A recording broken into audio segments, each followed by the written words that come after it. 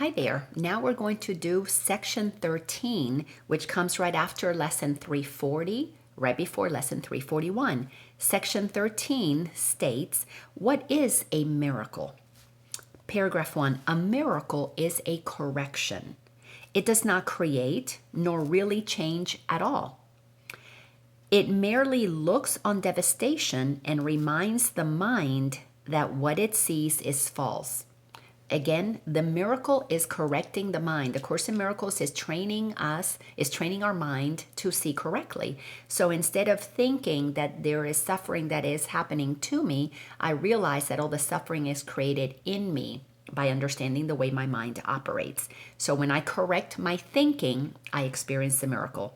So let's go to sentence number 4, still in paragraph 1, talking about the miracle. It undoes error, but does not attempt to go beyond perception, nor exceed the function of forgiveness. So the miracle will not change what is happening in the world, really. It only works on our perception. It is for me to change my perception about the world. The world will change when I change my perception about it. But the miracle is about me changing my perception. And it cannot go beyond, as it does here, exceed the function of forgiveness, because it is about me forgiving myself for forgetting how powerful my mind is, because I share one mind with God. I am using God's mind, and whatever I think about, I project out there and bring it about as my perceived reality. So when I realize, oh my gosh, I've got to change my mind, instead of thinking that fear can be real, instead of thinking that there are others that can hurt me, instead of thinking that I'm less than or that I'm a temporary body and this is who I really am, let me correct my thinking, return myself to the truth that I'm eternal, that I am non-physical, that I am one with God, that I'm safe in the mind of God, that there's only one mind and it's God's and I'm using it. Let me correct my thinking.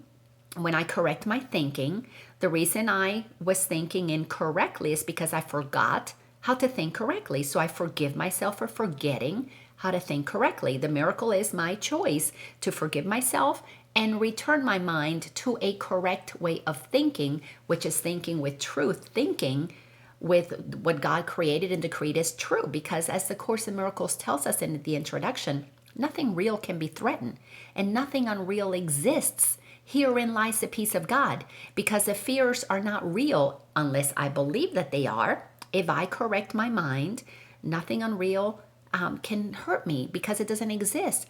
But nothing real can be threatened. The fact that I am, how God created me forever and eternally forever, lifetime after lifetime, I am that same energy, that same essence, that same soul, same spirit, then nothing real can be threatened. So I am correcting my thinking through the process of forgiving myself so that then I can have a perception that is different out there.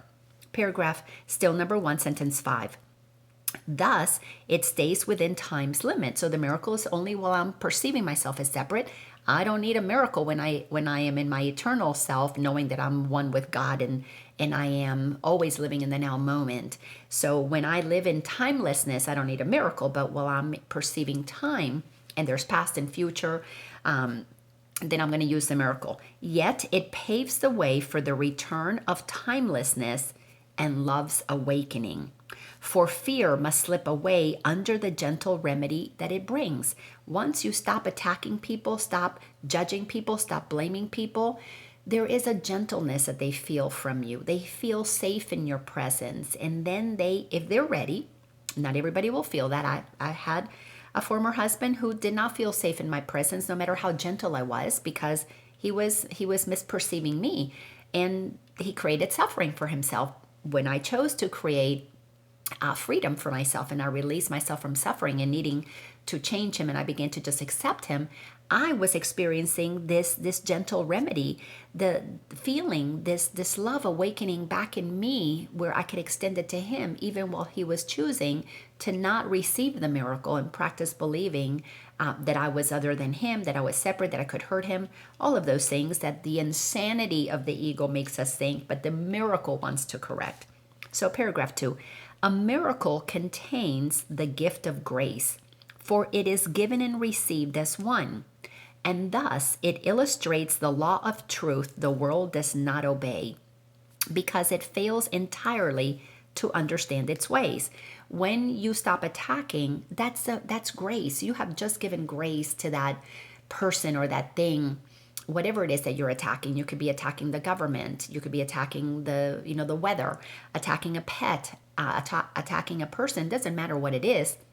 When you remove the attack, grace flows from you. The world does not understand that not attacking is an act of love. The world thinks that not attacking is an act of being a coward, being fearful. But it is totally, completely the opposite. When you begin to practice the miracle as it is intended, the miracle says, I'm not going to look at that thing as if it has power over me. I have the power that God gave me.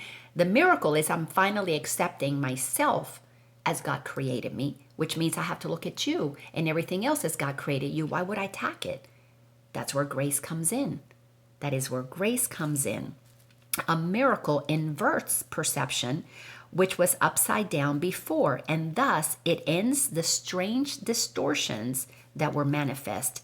Now is perception open to the truth. Now is forgiveness seen as justified, because once we don't see things out there as having power over us, we turn it upside down. Now I'm perceiving, what's out there is a reflection of what's in my mind.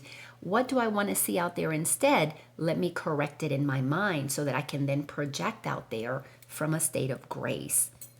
Paragraph number 3. Forgiveness is the home of miracles. The eyes of Christ deliver them to all they look upon in mercy and in love. You have got to recognize that the Christ is in you. And when you activate that Christ consciousness and you begin to see others as the loving beings that they are, as the holy, perfect children of God that they are, now you have activated that awareness of the oneness that we share, because you've forgiven yourself for having forgotten that we are one. So when we think we are separate, we attack. When we forgive ourselves for thinking with the ego and being in a delusion, we come back into oneness. When we come back into oneness, of course, the Christ consciousness in us gets extended out. And that's what grace, again, is all about, because we look to others with mercy and love. They don't know. My former husband did not know that he was missing out on such delicious oneness. Why would I attack him for being just a holy being who's asleep? That's where love and mercy comes in. Sentence number 3, perception stands corrected in his sight, and what was meant to curse has come to bless. So instead of cursing my husband, my former husband, I can bless him because the eyes of Christ, his vision now is active in me. Each lily of forgiveness offers all the world the silent miracle of love. And each is laid before the Word of God upon the universal altar to Creator in creation in the light of perfect purity and endless joy. Once I shifted my perception from righteousness and blaming and attacking and all that craziness, I was able to extend with grace, mercy, and love, and wishing him the best. Until this day, years later, after we've been divorced, 5-6 years, I have nothing but compassion for him because he's my holy brother. I rather carry that in my heart than righteousness, because the righteousness puts me in the wrong mind, and in the wrong mind, I've got to keep the evidence going about what he did. That's exhausting. I'm not going to do that to myself, especially not after I had that beautiful lesson yesterday where I freed myself from suffering. So I free myself from suffering, and I do that because I decide to make the miracle something that I have accepted for myself, which means I've accepted that every one of us is as God created us.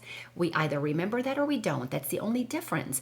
We are either extending love or we're calling for love. Once I realized that it was that simple, of course I'm going to extend love to somebody who's calling for it, because I want to be what I am. I've accepted myself as the presence of love. Of course I'm going to extend it, because that's the only thing that feels good, feels joyful, feels merciful, and feels absolutely and completely pure and in alignment with how God created me. Paragraph number 4. The miracle is taken first on faith. So we've got a step here that we've got to begin to believe that this is something that we can do. First on faith, because to ask for it implies The mind has been made ready to conceive of what it cannot see and does not understand. So I'm going to accept that the miracle is going to work, even though my mind didn't quite have the experience, have the neurological pathways that said it's going to feel good when I practice the miracle. I had to practice the miracle, felt how it felt good. Then I knew, aha, I'm going to keep practicing this miracle. But the first time it was purely on faith. Yet faith will bring its witnesses to show that what is rested on is really there. So when I rested on the truth that God had said, if I extend the miracle, I'm going to feel peace in my heart. Oh my gosh, did I ever? But I had to have faith. I had to trust and move past my righteousness because I was right about how I had been wronged. And once I decided, who wants to be right? I want to be happy. The Course tells me that for me to be happy, I have to give up being right. So I'm going to test this miracle. I'm going to have faith that it's going to work. All right, ex-husband of mine, you're magnificent. You're as holy as I am. And my ego did not like that the first time. And then I said it again on faith. Yes, you're just as holy as I am. And I felt a peace come over me. And I went, that's what the miracle does.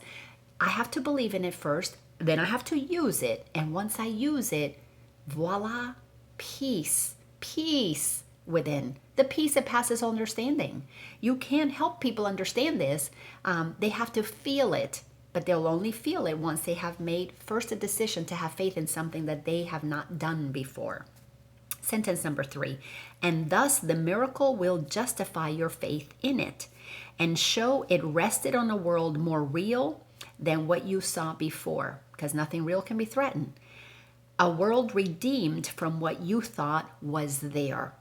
I thought there was a separate person attacking me. The miracle said there is somebody who appears to be separate, calling for my love. But he only appears to be separate because from my mind, I projected an aspect of myself that was calling for me to love it. Once I embraced that former sweet husband of mine was a part of me, that was my jealous self, my greedy self, my righteous self, my spiritually egoic self. I was on a spiritual pedestal. I thought I knew everything spiritually. Once I saw my spiritualized ego there, it was like, oh my gosh, I got to love me so that I can extend that love to him. Beautiful, beautiful process. Now let's go to the final paragraph, which is number 5. Miracles fall like drops of healing rain from heaven on a dry and dusty world, where starved and thirsty creatures come to die. This is painting a picture.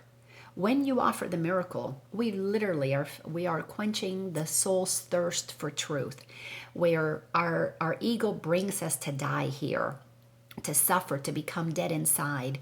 And the sweet love that we had, that we shared in the beginning, totally, completely got blocked, and little by little was starved to death.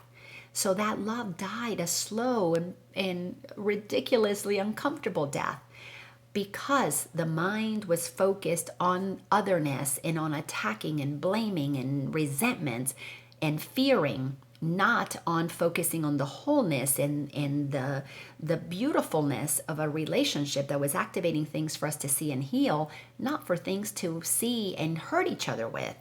But he did it his way, I did it my way, and I'm sharing with you my way because it brought me to a level of peace that is absolutely unbelievably powerful, but not until you try it with faith, because you will not know what it feels like until you try it the first time. So to get to the first time, you have to have that faith. And I'm hoping that my life is an example that tells you if she can do it, so can I. Sentence number 2. Now they have water. This is those who are thirsty for the miracle. Now they have water. Now the world is green. And everywhere the signs of life spring up to show that what is born can never die, for what has life has immortality. And once we connect to that source of love, of joy, of peace inside of us, and we are really well practiced at acknowledging that we can shift from fear to love at will, that we can shift from righteousness to happiness at will, that we can move from judgment to joy at will, then the miracle happens so quickly because you forgive yourself for forgetting. And then you return your mind to the rightful place which is to be in alignment with what God knows is the truth because you're accepting it as yours since it is what is real and cannot be threatened. Thanks a bunch, and I'll see you in the next lesson.